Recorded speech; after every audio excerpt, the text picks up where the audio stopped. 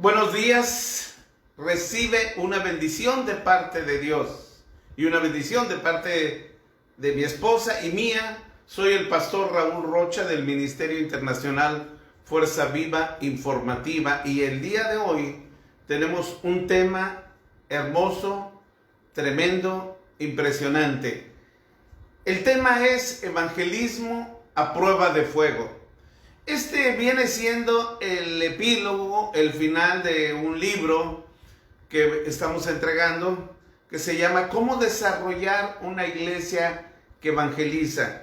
Fueron 4 temas donde se hace toda la estructura y esto va adicional con otros videos de introducción de lo que es el material que se te va a dar y lo que es la administración de las almas nuevas. Muchas veces la gente piensa que es importante la administración y desde luego que lo es, pero la gente deja de tener administración en las almas. Es necesario esto. Y al final de cuentas, cuando ya sales tú a la batalla, cuando sales, tienes que tener una prueba de fuego. Y este es el tema: evangelismo a prueba de fuego. Señor, que tu palabra llegue con poder a los confines de la tierra, en el nombre de Cristo Jesús. Amén.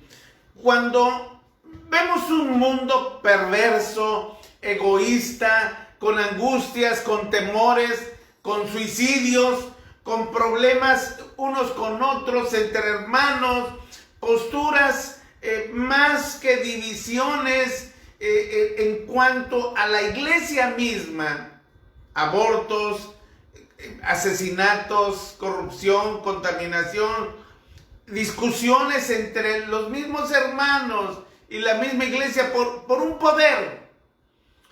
Yo le he preguntado a Dios: Señor, realmente, ¿en dónde estás tú?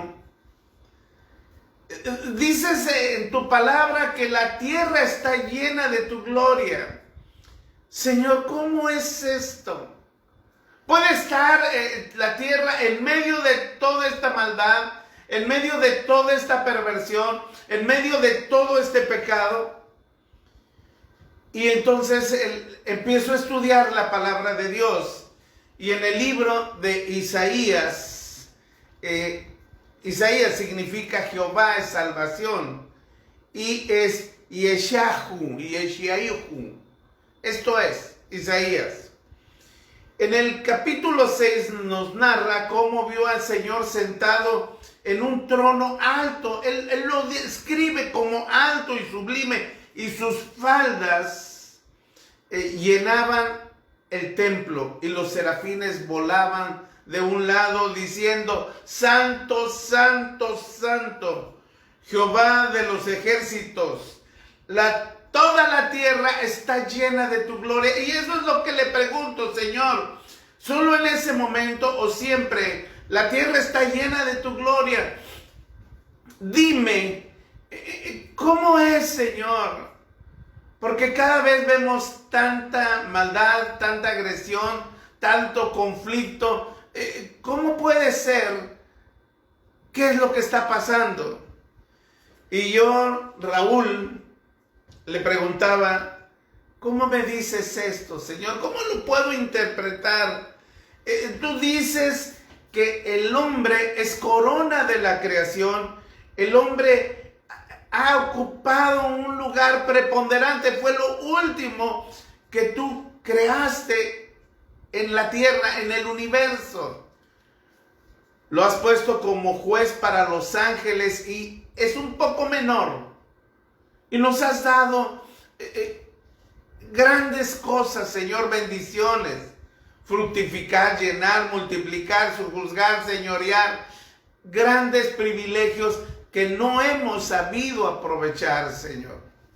En medio de todo esto, ¿cómo es que el hombre con su falsedad, iglesias que se destrozan unas a otras, el hombre que más que ser hermano y amigo del hombre, sucede todo esto, Señor? Mi corazón se pregunta, ¿cómo está llena la tierra de tu gloria, Señor? Cuando Isaías en el capítulo 6 vio la presencia de Dios, tuvo esa visión, dice, ay de mí que soy un hombre muerto, porque siendo inmundo de labios, mis ojos han visto al Rey Jehová de los ejércitos. En ese momento llega y un carbón que es sacado del altar, encendido con unas tenazas por medio de los serafines, que es el cuerpo angelical que siempre está con el Señor, directamente de ese lugar sublime, hermoso y divino, le toca los labios a Isaías. Y dice que el fuego limpia de pecado. Enseguida escucha la voz del Señor. Y esto es algo impresionante, algo tremendo que nosotros debemos de definir y de analizar. Escucha la voz de Dios y esto que le dice, ¿a quién enviaré? No le hace la pregunta, ¿quieres ir? ¿Por qué? Porque aunque había sido purificado, aunque había escuchado la voz de Dios, que tenía un propósito de ser el profeta llamado mesiánico, o llamado el profeta que hablaría todo el tiempo de Jesús. Fíjate, ¿a quién enviaré? Y dice Isaías, heme aquí, yo iré, envíame a mí. Lo mismo dice Jesús. Cuando vio a todas las ovejas que estaban esparcidas, dice, la mies es mucha y los obreros son pocos. Y esto sigue siendo hasta este tiempo. La mies es mucha y los obreros son pocos. Mira, ¿por qué no le dijo a Isaías, ¿sabes qué? Te quiero enviar. ¿Por qué Isaías tuvo que decidir y decir, sí, envíame a mí? Dios nos ha dado en su palabra una orden de labios de Jesús que dice, ir y predicar el evangelio a toda criatura. Después nos dice, háblales del arrepentimiento para el perdón de los pecados. Y después hacer discípulos. Este es el proceso. Porque tú puedes ir a predicar, puedes ir a aventar la semilla, pero si la semilla no cae en buena tierra, se desvanece. Y si no le hablas del arrepentimiento y perdón de los pecados, simplemente va a ser remordimiento. Y después de esto tienen que ser discípulos. La gente tiene que hacer discípulos. Algo así me ha sucedido a mí y quizá a muchos. En medio de angustias, frustraciones, en mayo de 1970, esa misma promesa yo le hice al Señor, heme aquí, envíame a mí, y mi corazón ardía, llevaré tu gloria a las naciones, Señor. Llevaba en mi corazón, en mi juventud, el anhelo de ir y proclamar la palabra de Dios. Esa sensación, emoción, esto que no te cabe en el corazón, llevarlo y hablar a unos y a otros. Y entre acelerones y frenadas, golpes y más golpes, y sanar y caídas y volverse a levantar, buscaba en mi corazón el cumplir esa palabra de Dios. Con el tiempo, mis hijos, siendo pequeños, los empezábamos a llevar a la iglesia. Y poco a poco cada uno empezó a tener ese amor y enamoramiento para con Dios. Después, cuando ya crecieron y se inicia ya el ministerio, hace cerca de 30 años, tengo cerca de 51 años que le dije al Señor, envíame a mí. Pero 20 años después, hace 30 años, empezamos ya como ministerio a vivir y a depender totalmente de Dios. En ese tiempo mis hijos dejaban trabajos, sus novias dejaban trabajos y nos íbamos como peregrinos por días, semanas y meses a recorrer diferentes ciudades y países. Era romanticismo y un gran amor a Dios. No importaba la ofrenda, con que tuvieras dónde dormir y dónde comer. Aunque llegaras y ya tuvieras el teléfono cortado, la luz cortada, y ahora ¿cómo le voy a hacer?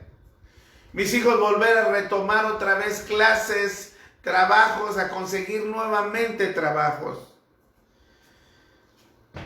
Y un día, entre tanto golpe, le dije: Señor, tú sabes que yo te amo. En el Inter tuvimos muchos momentos difíciles. Personalmente he sido secuestrado 2 veces, acuchillado, balaceado. No tengo ninguna cicatriz, por gracia de Dios. A mi esposa tuvimos un atentado y fueron momentos difíciles. Hemos pasado por un sinfín de accidentes y muchas cosas, y llega el momento en que yo le digo al Señor: Señor, heme aquí, envíame a mí, pero ¿de qué se trata? ¿Cuál es? ¿Dónde está el que habita el abrigo del Altísimo? Morará bajo la sombra del Omnipotente. ¿Dónde está que el ángel de Jehová acampa a mi alrededor? ¿Dónde está todo eso, Señor? Yo quiero ir, pero han sido demasiados los golpes, entre humillaciones, falsos testigos, murmuraciones, tantas cosas, Señor. Y el Señor puso en mi corazón que yo empezara a analizar todo esto. Aquellos que evangelizaron a prueba de fuego. Que por cierto, fíjate, aquel profeta Isaías se narra en la historia que el rey Manasés lo aserró, muere aserrado.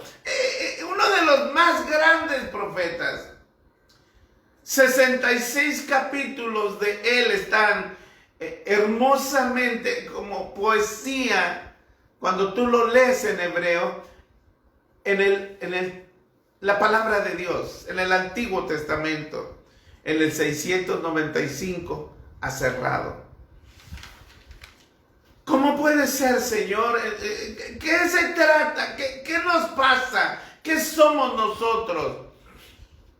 Dime, si así me vas a matar o me van a matar. ¿Qué es esto? Cuando yo empiezo a estudiar y me dice: mira a cada uno de mis hijos. Pedro, al igual que muchos mártires, él sufrió también martirio en Roma en la época de Nerón. Y cuando lo van a crucificar, él dice: yo no quiero ser crucificado con la cabeza hacia arriba. Soy indigno de parecerme a Jesús, y él es crucificado de cabeza. Pide precisamente esto. Andrés, al llegar a Edesa, Mesopotamia, fue crucificado en una cruz en forma de X. Por eso se le llama la cruz de San Andrés.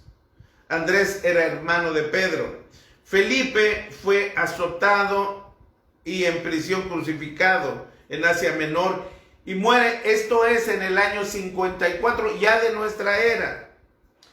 Bartolomé fue el primero en ir a la India y traduce el evangelio al hindú y murió también crucificado. Tomás, llamado Dídimo, predicó el evangelio en Partia y también en la India y fue atravesado por una lanza. Lo agarraron jugando, humillando y burlándose de él. Mateo, el publicano o Leví también como se le conoce, fue atravesado por una lanza en Nadabao, Etiopía, en el año 60. Jacobo, hijo de Zebedeo, fue decapitado a espada en Jerusalén por orden del rey Agripa en el año 44. Lebeo o Tadeo fue crucificado en Edesa, Mesopotamia, en el año 72. Simón el cananita igual fue mártir. Judas Iscariote, ¿verdad? Pues él se suicida ante tanta presión, ante tantas cosas, ante todo el endemoniamiento que tenía. Él no fue mártir, él se suicidó. Pablo fue prisionero y luego fue decapitado por orden de Nerón, pero aquí sucede una cosa muy importante. Pablo estaba en la cárcel y tenía un carcelero ahí especial para que no huyera. Y en ese ínter, él le habla al que lo estaba guardando, al que lo estaba cuidando. Y cuando lo llevan a que le corten la cabeza, él acepta a Cristo en su corazón. Y le dice al verdugo, yo quiero morir también con él. Córtenme la cabeza. Impresionante todo esto. Marcos muere arrastrado en Alejandría. Se hace una fiesta y lo utilizan para enardecer al pueblo en honor de Máximo, en medio de una fiesta patronal, ¿verdad? Juan, el amado, el joven, sufrió martirio en un caldero. Imagínate. Dicen, ¿sabes qué? Hemos matado a todos y crecen más. ¿Qué hacemos con este? Se oye una voz que dice, métalo al aceite hirviendo. Prenden un caldero, lo llevan, lo torturan en el caldero y no se muere. Imagínate toda la piel de una persona quemada, todas sus marcas. No, ya no lo van a reconocer. Mándalo a la cárcel. ¿A dónde? No, pues a Patmos, donde nadie lo conoce. Ahí son las prisiones, ahí son islas, ahí ahí se va a morir. Le va a dar lepra. Ve tú a saber, imagínate todo lleno de llagas. Ahí en Patmos, el Señor lo cuida. ¿Y sabes qué? Llega el momento en que llega una nueva persona. ¿Y quién es este? Pues quién sabe. No aparece en la lista, no aparece. Pues regrésenlo, ¿verdad? Y lo regresan a Turquía. Él ya había escrito el Apocalipsis. Y él muere en una prédica de una forma muy especial. Le decían obispo. Después se utiliza el término de apóstol. Pero él dice, a ver, mijitos, así decía, él se dirige del púlpito, empieza y les dice, hagan un agujero aquí, escárbenle más allá, escárbenle más acá. Y ya cuando habían hecho un agujero, en lugar donde estaba la prédica, él se baja y se sienta, levanta los brazos y le dice, Señor, estoy listo para la cena, y muere. ¿Qué tentación de Juan? Felipe es azotado en prisión y crucificado en Asia Menor en el año 54. Santiago, hijo de Alfeo, fue crucificado en Egipto. Santiago el justo, según los historiadores, fue arrojado por los fariseos desde el pináculo. Y como no muere, como no se muere, baja a nivel, ya se murió, no. Empiezan con garrotes y lo empiezan a azotar. Él estaba hincado de rodillas, levantando las manos y diciendo, Señor, ¿sabes qué? No se los tomes en cuenta. Yo los bendigo en tu nombre. Yo los bendigo en el nombre de Cristo Jesús. Esteban fue considerado el primer mártir. Él era diácono, ni siquiera era apóstol. Él era un hombre que estaba lleno del Espíritu. Y cuando se presentaban las discusiones, él habla de una manera acalorada y describe con toda pasión a Jesucristo. En medio de todo eso le habían dado a Saulo o Shaul, quiere decir el grande. Le habían dado cartas para persecución de los cristianos. Pablo después, o Saulo, tiene el alto cargo fariseo de fariseos de perseguir a los que hablaban del evangelio, a los que con su vida estaban llevando el evangelio a las naciones. Cuando esto sucede, Saulo ordena que lo apedreen. Y él, en el momento que está siendo apedreado, ve la gloria de Dios, ve el templo, ve el trono y dice: veo al Hijo del Hombre sentado a su diestra, y lo matan a palos, a pedradas. Y cuando veo esta atroz persecución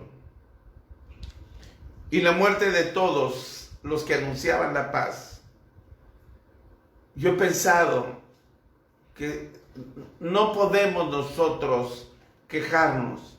Yo he escuchado muchos pastores, muchos hermanos evangelistas que hablan de la ingratitud del evangelio. Esa es parte de la esencia humana.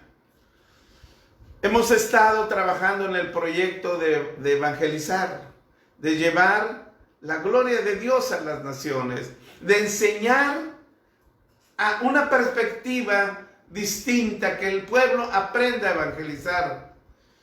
Hoy hablaba con un hermano de El Salvador y le dije: hermano, mira, aquí está este proyecto. Si tienes para dar una ofrenda, dala. Si no, no importa. Ay, hermano, es que no puedo ahorita. Pero voy a decirle a alguien, ¿verdad? Le dije: es que a la gente no le interesa evangelizar. Nos sentamos en foros de discusión, foros teológicos. Pero lo primero, la ordenanza más grande, que es ir y predicar el evangelio, la realidad está muy fuera del enfoque de la mayoría de los cristianos. Y yo quiero decirte que el evangelio, cuando tú empiezas a llevar el evangelio y lo presentas al mundo, trastoca todo, trastorna todo. Quiero leerte una parte de la palabra de Dios en el evangelio, en el libro de Hechos. Mejor vamos a leer esta parte en el libro de Hechos. Capítulo 17 dice: el alboroto en Tesalónica, como título. Cuando pasando por Anfípolis y Apolonia, llegaron a Tesalónica, donde había una sinagoga de los judíos. Y Pablo, como acostumbraba, fue a ellos y por 3 días de reposo discutió con ellos. O sea, por 3 semanas. Pablo era un hombre erudito, educado a los pies de Gamaliel, uno de los hombres más eruditos de aquel entonces. Imagínate. Y declarando y exponiendo por medio de las Escrituras que es necesario que el Cristo padeciese y resucitare de los muertos, y que Jesús, a quien os anuncio, decía él, este es el Cristo. Algunos de ellos creyeron y se juntaron con Pablo y con Silas. Entonces el Espíritu Santo los empieza a mover. Y griegos piadosos, gran número, y mujeres nobles, no pocas, o sea, muchas mujeres. Entonces los judíos que no creían, teniendo celos, tomaron consigo algunos de los ociosos, hombres malos, y juntando una turba, alborotaron la ciudad y asaltaron la casa de Jasón, donde estaba Pablo. Procuraban sacarlo al pueblo, pero no hallándolos, trajeron a Jasón y algunos hermanos entre las autoridades de la ciudad, gritando: estos que trastornan el mundo entero también han venido para acá. Mira, Estamos hablando ya del año 53. Ya habían pasado 20 años de la muerte de Jesús. Dice, ¿sabes qué? Estos son los que están trastornando. Estos han llegado aquí, ya llegó el alboroto aquí. Ya nos cayó la chusma, ya nos cayó la pandemia, ya nos cayó todo esto. Han venido para acá, los cuales Jasón ha recibido, y todos estos contravienen los decretos del César, están en contra del César, diciendo que hay otro rey Jesús. Fíjate, alborotaron al pueblo y a las autoridades de la ciudad oyendo estas cosas. Fue obtenida la fianza de Jasón y los demás le soltaron. Pero ¿sabes qué? Pablo y Silas fueron azotados. Fueron azotados, heridos y con sangre, con vara. Fueron azotados con varas. Se enfrentan al fanatismo y a la religiosidad. Esto sucede hoy también. Cuando hablas de Cristo, hablar de Cristo no como entretenimiento, es una confrontación directa al pecado, a las huestes malignas de Satanás. Es cambiar el ambiente, es llegar en medio de las tinieblas y tú ser la luz. Y la lista de los mártires continúa. Son muchos y muchos. Se les conoce como apologistas o apologetas. Durante el siglo II y III defienden la fe cristiana porque ya había tantos libros, había tantos evangelios, se había distorsionado porque había gente que estaba trastornando.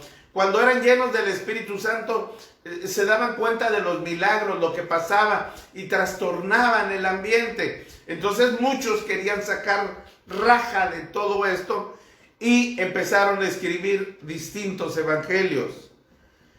Cuando nosotros empezamos a leer quiénes escribían, quiénes eran los defensores del evangelio, nos encontramos a varios personajes, y recordemos que con Constantino el cristianismo se oficializa, se vuelve político y pervertido, se pervierte, porque ya no era el que creyeras porque el Espíritu Santo te había tocado, sino que creías porque era políticamente conveniente. Se empieza toda una serie de liturgias que hasta hoy siguen vigentes. Por ejemplo, la palabra católico quiere decir seguidor del Papa, no seguidor de Cristo. Católico, apostólico, romano, que se que se subyuga al Papa. El Papa pasa a ser vicario de Cristo, el que sustituye a Cristo, el que toma el lugar de Cristo. Fíjate, el dogma de fe, lo que no se puede explicar, pero que se tiene que aceptar. Lo que no saben cómo decirlo. La Inmaculada Concepción quiere decir el pacto virginal, que María tiene un pacto virginal. Indulgencia plenaria. Nosotros vimos hace tiempo, hace 2 días, que se desarrolla y se escribe una indulgencia plenaria para hacer efecto al día de ayer, directamente por el llamado vicario de Cristo, donde todos los mexicanos, todos los que creyeran en la Virgen de Guadalupe, con una veladora y rezando un rosario, obtenían el perdón de todos sus pecados. Esto es tremendo. Yo digo, ¿por qué nosotros no hemos evangelizado? ¿Sabes qué? Para el INEGI, durante mucho tiempo, o para los estadistas, la religión cristiana fue englobada con los católicos, los testigos de Jehová, los mormones, todo esto, y eran 2.500, 2.800 millones de personas. Pero la realidad es que no es así. Somos 1.100 millones de cristianos evangélicos y 1.200 millones de católicos o seguidores de María o seguidores del Papa, y los otros se pierden en los demás. En la Reforma y antes de la Reforma tenemos un listado impresionante. Por ejemplo, Clemente en el año 150 al 215. Su alumno fue Orígenes, 185 al 254. Y otro exégeta también apologético, que era defensor de la fe, Justiniano Mártir, el cual lo matan precisamente. Él ejerció entre el año 150 al 155. Tertuliano en el 245 después de Cristo. Cuando nosotros empezamos a ver, creemos que la reforma de Martín Lutero o Martin Luther ocupa todo. A mí me llama la atención un hombre que se llama Girolamo Francesco Matteo Savonarola. Este era un religioso dominico italiano, un predicador. Nace el 21 de septiembre de 1452.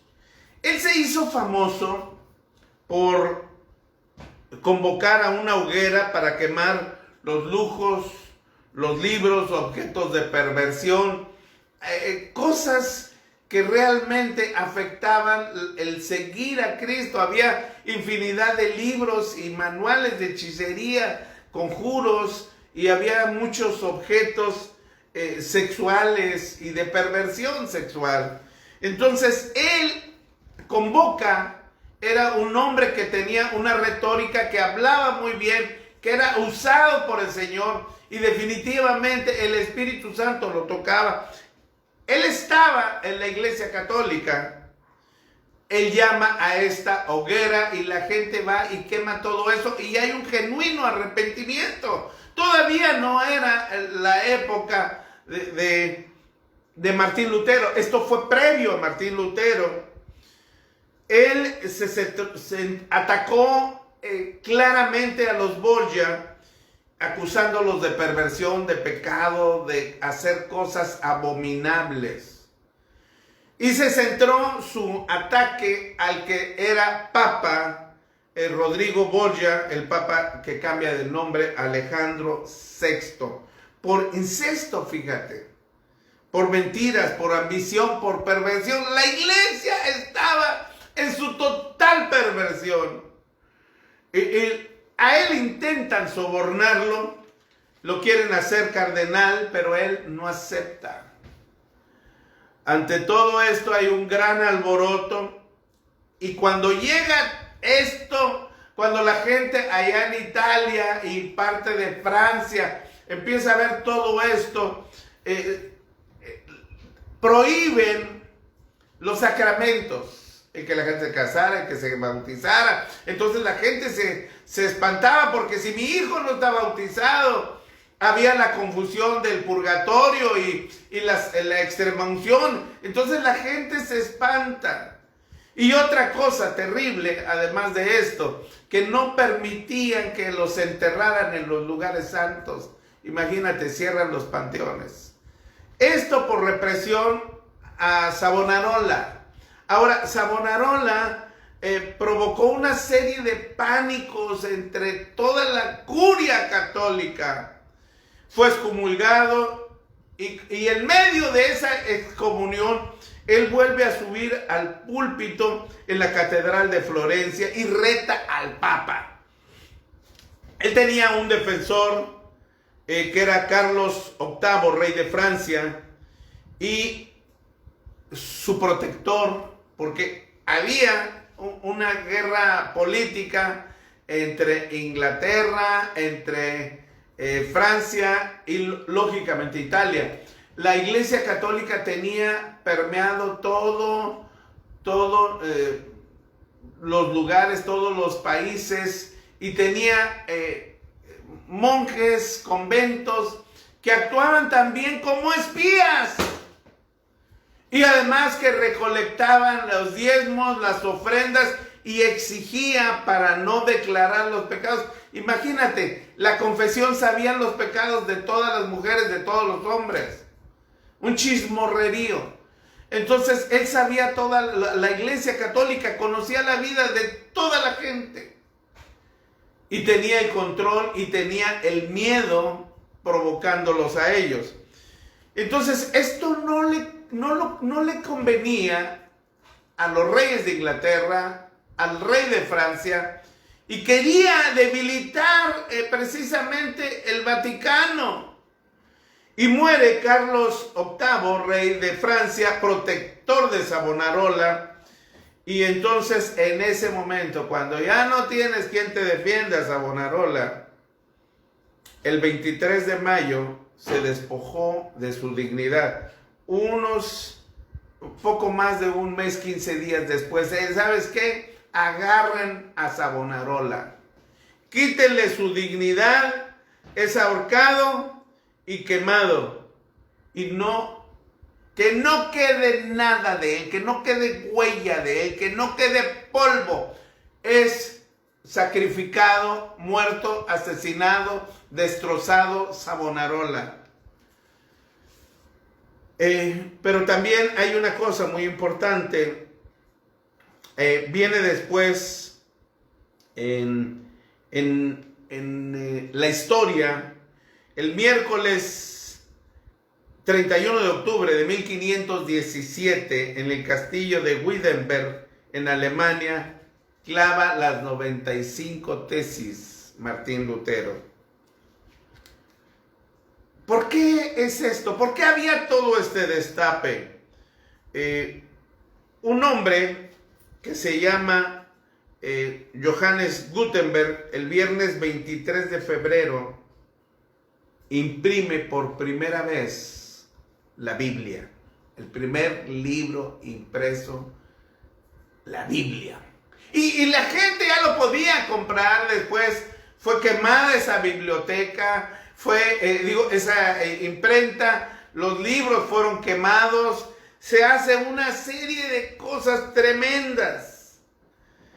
Y Sixto VI, en el año de 1478, por una bula papal, decreta la Santa Inquisición. Entonces, todo ese tiempo fue un tiempo de conflictos, de alboroto, donde estaba la reforma y luego viene la contrarreforma, donde había una serie de mártires que estaban golpeando, que estaban siendo sacrificados. Y fíjate, duró alrededor de poco más, alrededor de 500 años duró la Santa Inquisición. Y dicen que duró cerca de 6 siglos.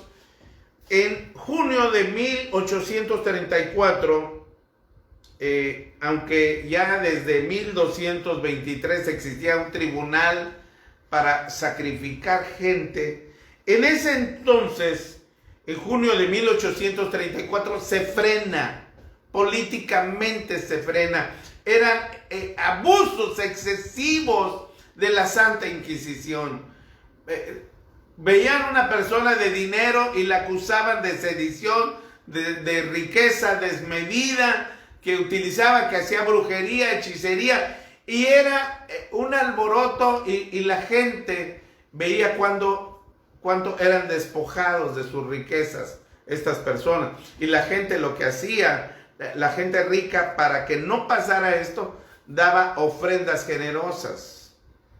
Eran escándalos, era una corrupción total. No existe claridad entre los datos de cuánta gente murió en la Santa Inquisición. ¿Por qué? Porque esto lo tenía directamente el Vaticano, ellos lo sabían. No se sabe si fueron 150,000, algunos dicen que fueron 150,000, otros dicen que fueron 300,000, y hay quien dice que fueron millones. Se han encontrado miles de cráneos de niños, sacrificios de niños, actos de hechicería y satanismo directamente en el Vaticano. Con las guerras de independencia, acordémonos que España tiene control de América Latina y en el año de 1810 al 1821, la gran mayoría de países se separa de llevar y mandarle dinero a Europa y directamente al Vaticano y también directamente al rey, a los reyes de España. Entonces, esto del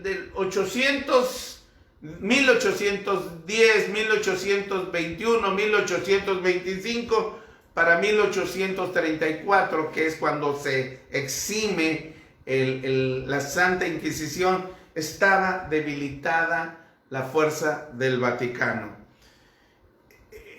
Y puedo hablarte de muchas más cosas y más casos. Tiempo me faltaría para hablarte de mártires. Hemos estado en Chiapas, vimos lo de Acteal, estuvimos en Acteal, donde ha habido lugares tremendos, donde hay desplazados. Hemos estado en lugares de desplazados. ¿Por qué? Porque cuando llega un cristiano a algún lugar, trastorna todo. Ya no se venden las velas, ya no se vende el licor, ya no hay la fiesta patronal. El cristiano llega a llevar luz a estas naciones, llega a llevar luz del evangelio, la luz de la palabra. Yo quiero hablarte de solo un caso con el cual he tenido contacto directo. Mira, hubo un hombre que no aparece en los libros. Un mártir que no existe memoria de él, solo para su familia. Que no está entre los grandes héroes y biografías. Pero es un héroe en el cielo. Su corona es grande. Él se llamó Filiberto Medina Basulto. Muere a los 52 años. Hace más de 30 años fallece él.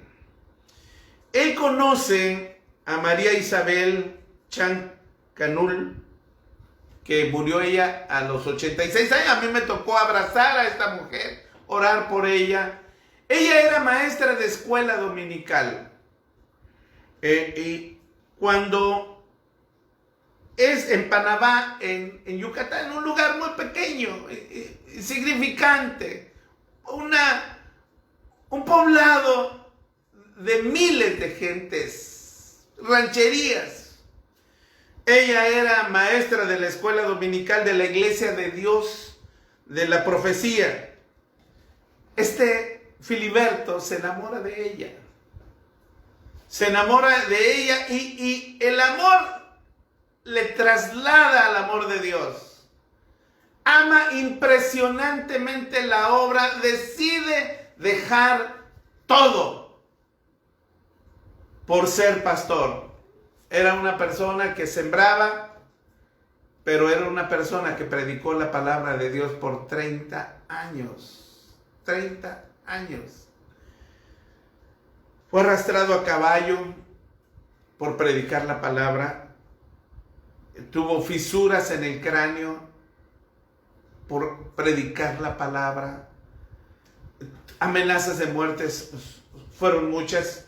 Me ha tocado compartir y convivir con Filiberto Medina Chan, su hijo, que es pastor en Cozumel, en Quintana Roo, en el estado de Quintana Roo, en la República Mexicana. Y me tocó conocer a su mamá y he visto lo que es el amor. Yo veía el amor de Dios en los ojos de esta mujer, de María Isabel. Y sabes qué, hay poca gente así. Este es lo que nosotros no nos atrevemos a hacer: evangelismo a prueba de fuego. Hoy escuchamos pastores quejándose, no, que no dan ofrenda, que no dan diezmo, que son informales, la gente quiere, dice. Pero ¿sabes qué? No estamos sirviendo a la gente primeramente. estamos sirviendo a Dios. Yo quiero decirte algo, ya para terminar. Tú eres la voz de Dios. Tú eres el que va a llevar la luz en medio de las tinieblas. Tú eres el que vas a llevar la gloria de Dios a las naciones. El pueblo cristiano ha sido azotado, vejado, golpeado, maltratado, triturado, despedazado, llevado y estacado. A los valdenses que iban y llevaban la palabra de Dios, los estacaban, y muchos más. El lunes 25 de enero del 2016, el Papa Francisco pide perdón públicamente a los cristianos.